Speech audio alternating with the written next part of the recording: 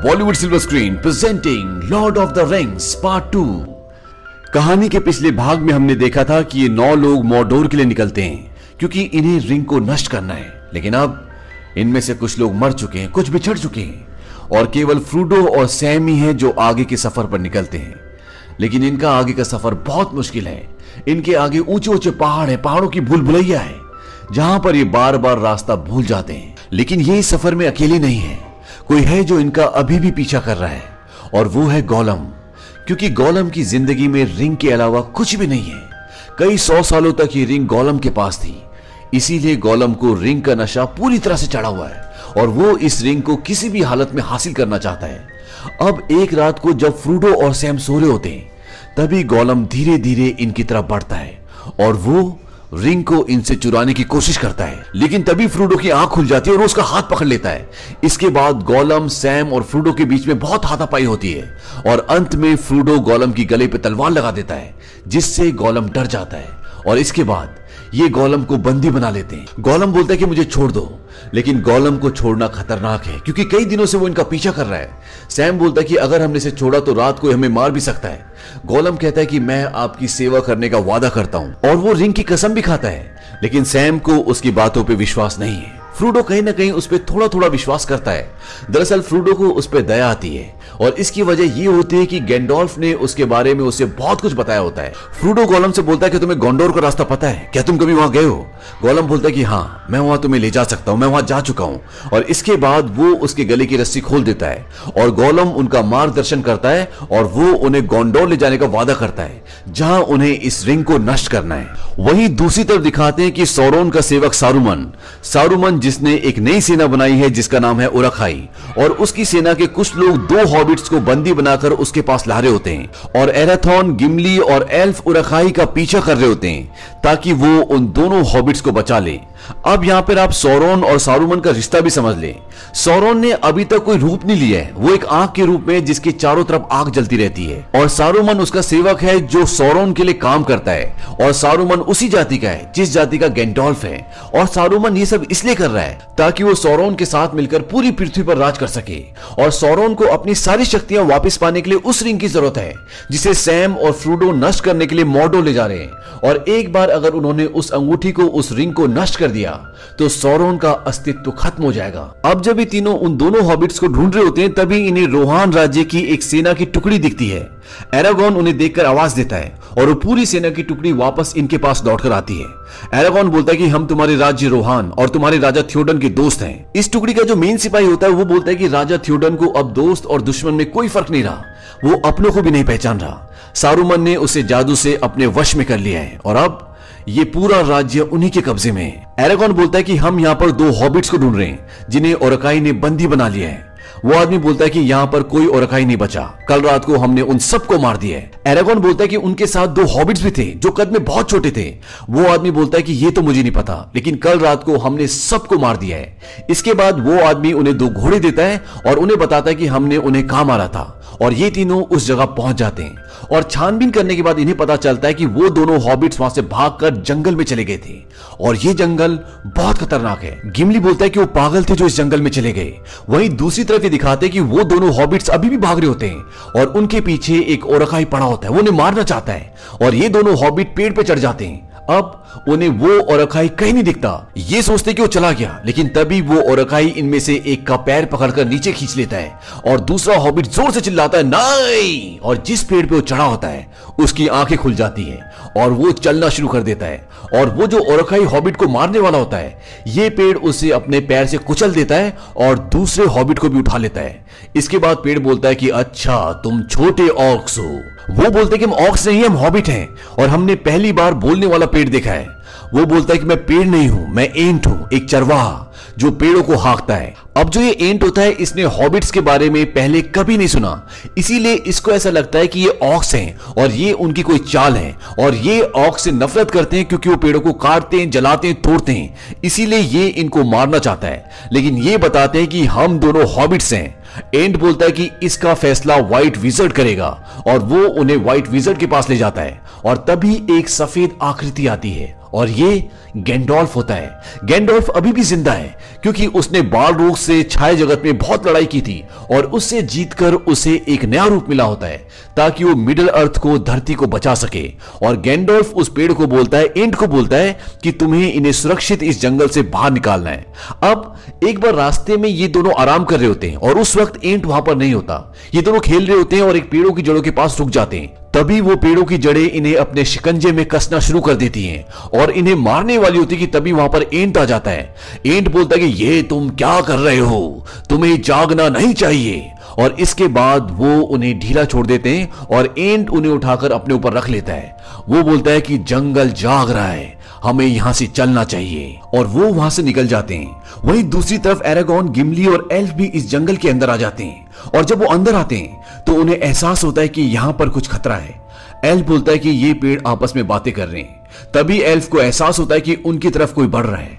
Elf बोलता है कि व्हाइट विजर्ड, और तभी उनकी तरफ एक तेज सफेद रोशनी आती है और वो उस पर प्रहार भी करते हैं, लेकिन उनके प्रहार किसी काम की नहीं होते। तभी वो रोशनी छटती है और पीछे गैंडोल्फ होते हैं। गैंडोल्फ जो पहले ग्रे थे, नॉर्मल इंसानों की तरह लगते थे, अब वो पूरे व्हाइट हो चुके हैं और वो बोलते हैं कि मैं हूं गैंडोल्फ द व्हाइट। इसके बाद गैंडोल्फ उन्हें बताते हैं कि कैसे उन्होंने उस शैतान को हराया जिसके साथ वो पाताल की गहराइयों में गिर गए थे और कैसे वो वापस लौट कर आए। वो बताते हैं कि वो दोनों हॉबिट्स जिन्हें तुम ढूंढने जा रहे हो वो तुमसे ज्यादा सुरक्षित हैं और अब हमें यहां से बाहर चलना चाहिए। और वो सब के सब जंगल से बाहर आ जाते हैं। गैंडोल्फ इन्हें बताते हैं कि सेरोन लगातार शक्तिशाली होता जा रहा है पर अभी भी उसके अंदर डर है क्योंकि उसके पास रिंग नहीं है। वो सारुमन का इस्तेमाल करेगा और रोहान राज्य पर हमला करके उसे खत्म करने की कोशिश करेगा। रोहान कमजोर है और रोहान का राजा थियोडन उसके वश में है, लेकिन सेरोन को इस बात का एहसास भी नहीं है कि हम उसे रिंग के जरिए खत्म करेंगे।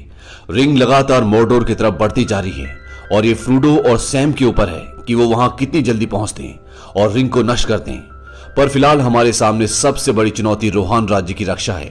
और इसके बाद ये चारों रोहान जाते हैं और महल के अंदर जाने से पहले बाहर जो सैनिक होता है वो इन सब के हथियार ले लेता है। और जब वो गैंडोल्फ की छड़ी ले रहा होता है तो गैंडोल्फ बोलते हैं क्या तुम एक बूढ़े आदमी से उसकी छड़ी भी ले लोगे? और वो सैनिक गैंडोल्फ से उनकी छड़ी नहीं लेता जिसमें गैंडोल्फ की सारी शक्तियां होती हैं। दरअसल राजा के पास एक आदमी होता है जो कि असल में सारुमन का आदमी है और वो ही सारुमन की मदद कर रहा होता है और उसे पता होता है कि गैंडोल्फ की छड़ी में उनकी बहुत सारी शक्तियां छुपी हैं। अब जब ये चारों अंदर जाते हैं जहां पर ये राजा थियोडस से मिलते हैं और जैसे सारुमन का आदमी गैंडोल्फ के पास उनकी छड़ी देखता है वो अपने सैनिकों को कहता है कि मैंने तुमसे कहा था कि इनका सारा सामान ले लिया जाए। और जैसे ही सैनिक आगे बढ़ते हैं एरागॉन, गिमली और एल्फ उन्हें पकड़ लेते हैं। यहां पर राजा की चेतना अपने वश में नहीं होती, वो पूरी तरह से मधोशी में होते हैं। पर गैंडोल्फ जब वहां पर पहुंच जाते हैं तो वो थियोडन को अपनी छड़ी से सारुमन की शक्तियों से आजाद करवा लेते हैं और थियोडन वापस अपनी असली चेतना में आ जाते हैं। थियोडन को ऐसा लगता है जैसे वो कई महीनों की नींद के बाद उठे हों। उन्हें यह भी नहीं पता होता कि उनका बेटा मर चुका है। गैंडोल्फ उन्हें बताते हैं कि सारुमन सेरोन के साथ मिलकर बहुत ताकतवर हो चुका है। उसकी सेना रोहान के कई गांवों को तबाह कर चुकी है और अब वो रोहान की तरफ बढ़ रहा है। आपको उसका सामना करना होगा। लेकिन थियोडन मना कर देते हैं। वो बोलते हैं कि मैं अब अपने लोगों की मौत नहीं चाहता। और थियोडन ये फैसला करता है कि वो अपने सारे लोगों के साथ हेल्म्स द्वीप चला जाएगा जो कि पहाड़ों में है। उसे लगता है कि उसके लोग वहां सुरक्षित रहेंगे। अब गैंडोल्फ वहां से अपने घोड़े पर जाने लगते हैं और जाने से पहले वो एरागॉन को बोलते हैं कि रोहान को तुम्हारी जरूरत होगी। अब रोहान का और रोहान के लोगों का भविष्य तुम्हारे ऊपर निर्भर है। और वो ये भी कहते हैं कि 5वें दिन की पहली किरण के साथ मेरा इंतजार करना, सूरज निकलते पूर्व की तरफ देखना। और ये कहकर वो वहां से निकल जाते हैं। वहीं दूसरी तरफ ये दिखाते हैं कि गोलम फ्रूडो और सैम को मॉर्डोर तक पहुंचाने में उनका मार्गदर्शन कर रहा है और वो उन्हें उन पहाड़ियों की भूल भुलैया से बाहर निकाल लेता है। लेकिन अब इनके सामने एक बहुत बड़ा दलदल होता है। गोलम बोलता है यहाँ ऑक्स कभी नहीं आते क्योंकि उन्हें रास्ता नहीं पता और यहाँ पानी में बहुत सारी लाशें होती है। गोलम बोलता है इस पानी में इंसान, ऑक्स और एल्व्स की लाशें हैं, शायद यहाँ कभी कोई युद्ध हुआ होगा। अब जब ये मॉर्डोर की तरफ बढ़ रहे होते हैं तभी वही साया जो शुरू से रिंग के लिए इनका पीछा कर रहा होता है एक बहुत बड़ी ड्रैगन पर बैठकर इन्हें ढूंढता हुआ वहां पहुंच जाता है और उसके आते ही रिंग फ्रूडो पर हावी हो जाती है। लेकिन सैम फ्रूडो को खींचकर झाड़ियों के नीचे छुपा देता है और उस साये को पता नहीं चलता कि ये तीनों वहां छुपे हुए हैं और वो वहां से लौट जाता है। अब ये आगे जाते हैं और एक जगह रुककर फ्रूडो पानी में देखता है जहां एक लाश होती है और वो उसे देखते देखते खो जाता है और पानी में गिर जाता है। अंदर बहुत सारी लाशें होती है और फ्रूडो सेंसलेस होता है। तभी गोलम पानी में कूदकर फ्रूडो को बचा लेता है। गोलम अब फ्रूडो को अपना आका मानता है, उसे फ्रूडो पर विश्वास है। पर इस पूरे सफर में ये दिखाते हैं कि गोलम के दो मन हैं, एक जो उसे गलत काम करने के लिए उकसाता है और दूसरा जो उसे सही काम करने के लिए प्रेरित करता है। और गोलम अपने बुरे मन को अपने पर हावी नहीं होने देता, इसीलिए वो इनकी मदद कर रहा होता है। और वो अपने बुरे मन पर काबू इसलिए भी पा पाता है क्योंकि वो अपने बुरे मन को बोलता है कि अब मुझे तुम्हारी कोई जरूरत नहीं है, आका मेरा ख्याल रखते हैं। दरअसल गोलम हमेशा से ऐसा नहीं था, वो भी कभी नॉर्मल इंसान था और उसका नाम स्मीगल था, पर रिंग की वजह से आज वो ऐसा बन गया। अब ये तीनों मॉर्डोर के गेट तक पहुंच जाते हैं जहां सारूमन की सेना होती है और यहां से अंदर जाना नामुमकिन है। गोलम बोलता है मॉर्डोर जाने का एक और रास्ता है, जंगल और गुफाओं से होते हुए। सैम बोलता है कि तुमने हमें पहले क्यों नहीं बताया? गोलम बोलता है कि आका ने मुझसे पूछा ही नहीं। और वो अब उस रास्ते से मॉर्डोर जाने लगते हैं और जब ये जंगल से होते हुए जा रहे होते हैं तभी वहां पर इन्हें बहुत सारे इंसान दिखते हैं जो सारूमन के पास जा रहे होते हैं। ये वो लोग होते हैं जो दुश्मन के साथ मिलकर इंसानों के खिलाफ लड़ना चाहते हैं। और जब ये तीनों उन्हें देख रहे होते हैं तभी उन पर कोई हमला कर देता है और उन सबको मार देता है। और साथ ही साथ वो लोग फ्रोडो और सैम को पकड़कर बंदी बना लेते हैं। सैम बोलता है कि हमारे पास एक खुफिया संदेश है जो सारूमन के खिलाफ है। वो इन्हें रिंग के बारे में नहीं बताते, पर ये लोग उन पर विश्वास नहीं करते और इन्हें बंदी बना लेते हैं। ये लोग गोंडोर के होते हैं। इस कहानी में इंसानों के दो राज्य हैं, एक रोहान और दूसरा गोंडोर। और बोरोमिर जिसने इस कहानी के पिछले भाग में फ्रोडो से रिंग छीनने की कोशिश की थी, जो उन 8 में से एक था जो फ्रोडो के साथ रिंग को मॉर्डोर तक पहुंचाने निकले थे और जिसे अंत में सारूमन की उरुकाई सेना ने मार दिया था, वो मॉर्डोर का ही राजकुमार था। और अब फ्रोडो और सैम को जिन्होंने बंदी बनाया है ये फेरामिर है, उसका छोटा भाई, यानी गोंडोर का दूसरा राजकुमार। फ्रोडो से कहता है कि हमारे साथ 7 और लोग थे जो बिछड़ गए। और जब वो बोरोमिर का नाम लेता है तो उसका भाई हैरान हो जाता है। वो बोलता है कि मेरा भाई मारा गया, उसकी मौत कैसे हुई? फ्रोडो को नहीं पता होता कि बोरोमिर मारा गया क्योंकि वो पहले ही वहां से निकल चुका होता है। उसे इस बात का बहुत दुख होता है। इसके बाद फेरामिर उनसे पूछता है कि वो अजीब सा जीव कौन था जो तुम्हारे साथ था? फ्रोडो मना कर देता है कि हमारे साथ ऐसा कोई जीव नहीं था। दरअसल ये गोलम के बारे में पूछ रहा होता है जो वहां से भाग गया होता है। अब रात को जब ये सो रहे होते हैं तभी फेरामिर फ्रोडो के पास आता है और वो उसे अपने साथ ले जाता है, जहां वो उसे ऊपर से दिखाता है कि गोलम नीचे नदी में मछली खा रहा होता है। फेरामिर के तीर अंदाज उस पर निशाना लगाए होते हैं। फेरामिर बोलता है कि दे दूं आदेश। फ्रोडो बोलता है नहीं और वो नीचे जाता है। वो गोलम को बोलता है कि चलो मेरे साथ। गोलम नहीं जाना चाहता क्योंकि उसे शक है, पर फ्रोडो से बोलता है कि तुम्हें आका पर विश्वास करना होगा। और जैसे गोलम थोड़ा सा आगे आता है उसे फेरामिर के लोग बंदी बना लेते हैं। इसके बाद फेरामिर गोलम से पूछता है कि तुम उन्हें कहां ले जा रहे हो? यहां गोलम का विश्वास फ्रोडो से उठ चुका है क्योंकि उसे लगता है कि फ्रोडो ने उसे धोखा दिया है। और वो फेरामिर को बता देता है कि हॉबिट्स ने हमारी अनमोल चीज, हमारी रिंग चुराई है। और अब फेरामिर को पता है कि हॉबिट्स के पास रिंग है जो कॉन्डोर के राजा यानी उसके पिता को चाहिए। और अगर इंसानों के हाथ रिंग लग गई तो सब कुछ खत्म हो जाएगा क्योंकि वो इसके मोह से नहीं बच सकते। फेरामिर फ्रोडो और सैम के पास आता है और उन्हें बताता है कि ये रिंग कॉन्डोर को चाहिए। सैम उसे बताता है कि हम इस रिंग को नष्ट करने जा रहे हैं, पर बोरोमिर उसकी बात नहीं मानता और उन्हें कॉन्डोर ले जाता है।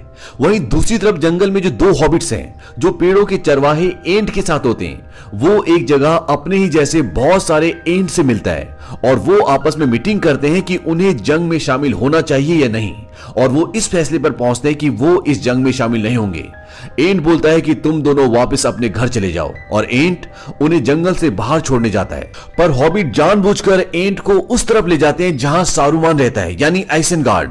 और जब वो जंगल से बाहर पहुंचते हैं तो एंट देखता है कि वहां सारूमान ने पूरा का पूरा जंगल खत्म कर दिया होता है। एंट को इस बात से बहुत दुख होता है। वो बोलता है कि इसमें से बहुत सारे मेरे दोस्त थे और वो जोर से चिल्लाता है और सारे के सारे एंट्स वहां पर आ जाते हैं और वो ये फैसला करते हैं कि वो सारूमन पर हमला करेंगे और वो सारे के सारे आइसेनगार्ड की तरफ चल देते हैं। अब फ्रोडो, सैम और गोलम कॉन्डोर पहुंच जाते हैं जहां पर ऑक्स ने हमला कर दिया है। ऑक्स सारोन की सेना होती है। फेरामिर अब फ्रोडो को अपने पिता के पास भेज रहा होता है। तभी सैम बोलता है कि पता है तुम्हारे भाई की मौत क्यों हुई? क्योंकि उसने फ्रोडो की रक्षा करने की कसम खाई थी और उसने उससे रिंग छीनने की कोशिश की। इस रिंग ने उसे पागल कर दिया था। अब फ्रोडो को कुछ होने लगता है और वो बोलता है कि वो आ गया। दरअसल वहां वही साया ड्रैगन पर बैठकर आ चुका होता है जो इस रिंग को ढूंढ रहा है। अब गोंडोर में इंसानों और ऑक्स के बीच में लड़ाई शुरू हो चुकी है। वहीं दूसरी तरफ जहां पर एरागॉन, गिमली और एल्फ है, वहां सारूमान की 10,000 की सेना और खाई उन पर हमला कर देती है और तीसरी तरफ एंट्स यानी चलने वाले पेड़ आइसनगार्ड जहां सारूमान रहता है वहां हमला कर देते हैं। यानी एक ही वक्त में 3 अलग अलग जगह युद्ध चल रहा है। अब एंट्स और आइसनगार्ड के युद्ध में सारूमान के जितने भी लोग होते हैं सब मारे जाते हैं और उन्होंने नदी को रोकने के लिए एक बहुत बड़ा बांध बनाया होता है, वो उसे भी खोल देते हैं, जिससे सारूमान की वो पूरी जगह जहां वो अपनी सेना और हथियार तैयार करता था पूरी तरह से तबाह हो जाती है। दूसरी तरफ जहां एरागॉन, गिमली और एल्फ होते हैं वो पूरी रात सारूमान की 10,000 की सेना से लड़ते हैं, पर अब वो हार रहे होते हैं। लेकिन तभी सुबह हो जाती है और जाने से पहले गैंडोल्फ ने एरागॉन को कहा होता है कि 5वें दिन की सूरज की पहली किरण के साथ पूरब की ओर देखना, और जब एरागॉन पूरब की तरफ देखता है तो वहां गैंडोल्फ एक सेना के साथ होते हैं और वो सब मिलकर सारूमान की सेना को हरा देते हैं और सारूमान की जो बची हुई सेना होती है वो जंगल में चली जाती है। लेकिन जंगल अब जाग चुके हैं और वो सारूमान की बची हुई सेना को मार देते हैं। और तीसरी तरफ गोंडोर में ओसाया जो रिंग हासिल करना चाहता है वो फ्रोडो के सामने आ जाता है। वो एक बहुत बड़ी ड्रैगन के ऊपर बैठा होता है और रिंग फ्रोडो पर हावी हो जाती है और जैसे वो रिंग को पहनने वाला होता है तभी सैम उसे धक्का दे देता है जिससे वो बच जाता है और फेरामिर उस ड्रैगन को तीर मारता है जिससे वो वहां से चला जाता है और यहां भी इंसानों की जीत होती है। और अंत में फेरामिर फ्रोडो, सैम और गोलम को छोड़ देता है। वो बोलता है कि इन्हें जाने दो और वो मॉडोर के रास्ते पर अपने आगे के सफर पर निकल जाते हैं। पर यह रास्ता बहुत खतरनाक है जहां सिर्फ मौत है और यहां पर गोलम का फ्रोडो से विश्वास भी उठ जाता है। उसे लगता है कि फ्रोडो ने उसे धोखा दिया है। वहीं दूसरी तरफ गैंडोल्फ द वाइट बोलते हैं कि ये जंग तो खत्म हुई पर सौरोन दोबारा हमला करेगा, वो जल्दी लौट कर आएगा और अब हमारी सारी उम्मीदें फ्रोडो और सैम से है। और इसी के साथ इस कहानी का सेकंड पार्ट भी खत्म हो जाता है।